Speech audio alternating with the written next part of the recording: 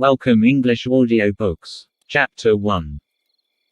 Lee Kinney emerged from the small end terrace house where he still lived with his mother, and stared up the high street at the blanket of white. He pulled a packet of cigarettes from his trackies, and lit up. It had snowed all weekend, and was still falling, purifying the churn of footprints and tire tracks already on the ground. Forest Hill train station was silent at the foot of the hill. The Monday morning commuters who usually surged past him, bound for offices in central London, were probably still tucked up in the warm, enjoying an unexpected morning in bed with their other halves. Lucky bastards. Lee had been unemployed since leaving school 6 years ago, but the good old days of languishing on the dole were over. The new Tory government was cracking down on the long-term unemployed, and Lee now had to work full-time for his dole.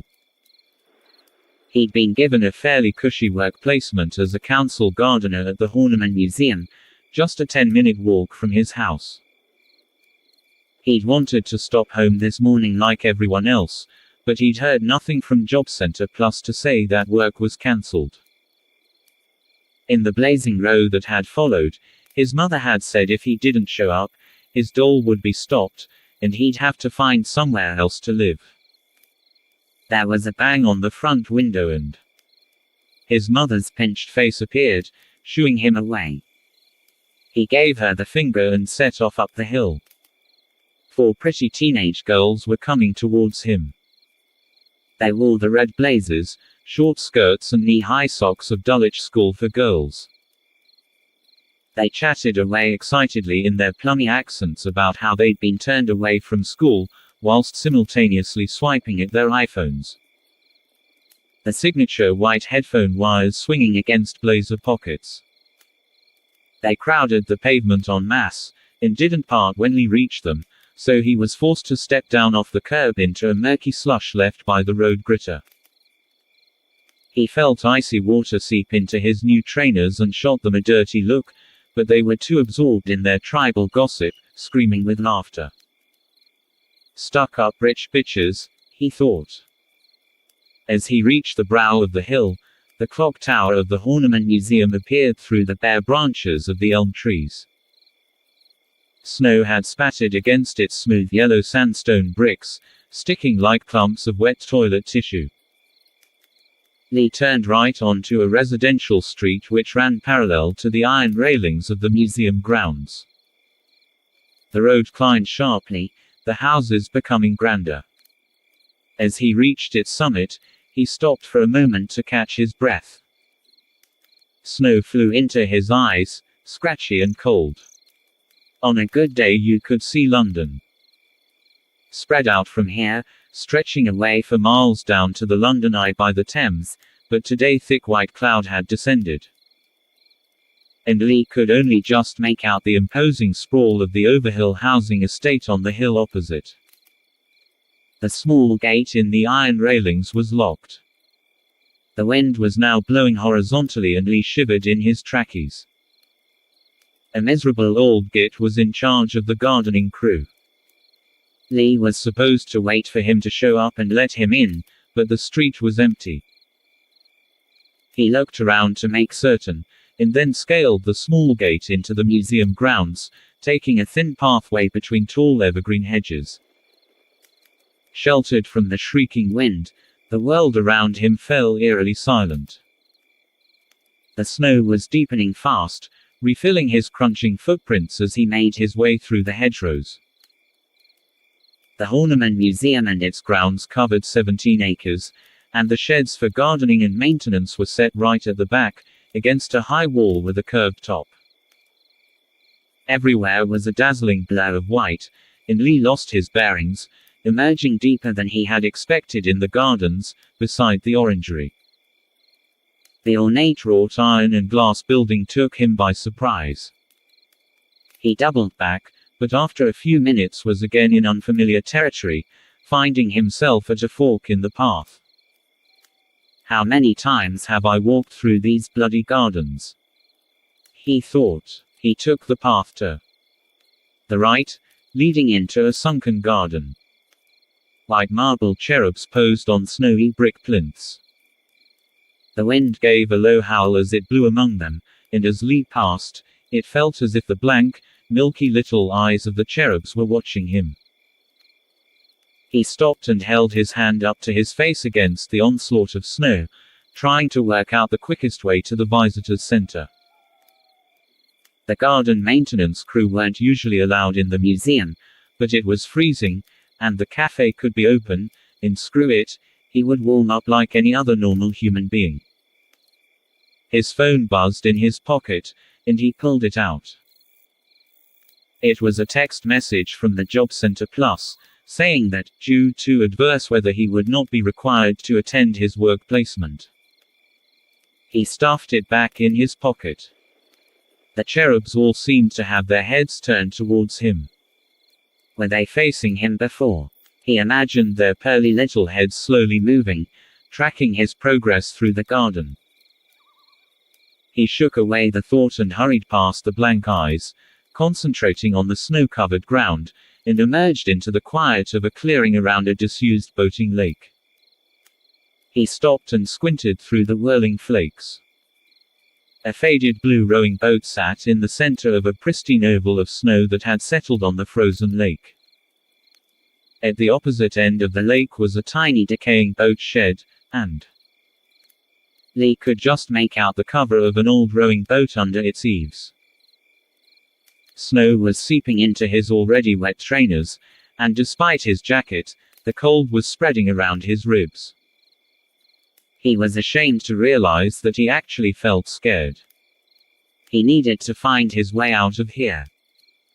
If he doubled back through the sunken garden, he could find the path around the perimeter and emerge onto London Road. The petrol garage would be open and he could buy more fags and some chocolate. He was about to turn back, when a noise broke the silence. It was tinny and distorted, coming from the direction of the boat shed. "Hey, who's there?" he shouted, his voice emerging high-pitched and panicky. It was only when the noise ceased, and seconds later, began to repeat, that Lee realized it was the ringtone from a mobile phone, and could be coming from one of his coworkers. Because of the snow, he couldn't tell where the path ended and the water began, so, sticking close to the band of trees that lined the edge of the boating lake, Lee carefully made his way round towards the sound of the ringtone. It was a desperately light tune, and as he drew nearer he could hear that it was coming from the boat shed. He reached the low roof, and, ducking down, saw a glow illuminating the gloom from behind the tiny boat. The ringtone stopped, in seconds. Later the light went out. Lee was relieved it was just a phone. Druggies and dosses regularly scaled the walls at night, and the gardening crew was always finding empty wallets, dumped after the cash and cards were removed, used condoms, and needles. The phone had probably been dumped. But why dump a phone? Surely you'd only dump a really crappy phone, thought Lee. He circled the little boathouse. The posts of a tiny jetty poked through the snow, and the jetty continued under the low roof of the boat shed. Where the snow couldn't reach, Lee could see that the wood was rotten. He eased along the jetty, ducking down under the eaves of the low roof.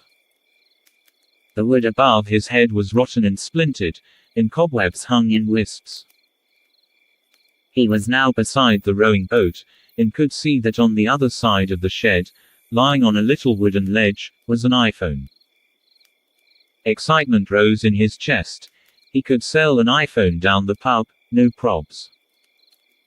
He gave the rowing boat a shove with his foot, but it didn't budge. The water was frozen solid around it. He passed its bow, stopping at the opposite end of the jetty. Crouching on his knees, he leaned over, and using the sleeve of his coat he cleared away a powdery layer of snow, exposing thick ice. The water underneath was very clear, and down in the depths he could just make out two fish, mottled with red and black, swimming lazily. A string. Of tiny bubbles rose up from them, reached the underside of the ice, and rolled away in opposite directions. The phone started to ring again and he jumped, almost slipping off the end of the jetty. The cheesy ringtone bounced around inside the roof. He could see the illuminated iPhone clearly now against the opposite wall of the boat shed, lying on its side on a lip of wood just above the frozen waterline. It had a sparkly jeweled case. Lee went to the rowing boat and swung a leg over. He placed his foot on the wooden seat and tested his weight, still keeping the other foot on the jetty.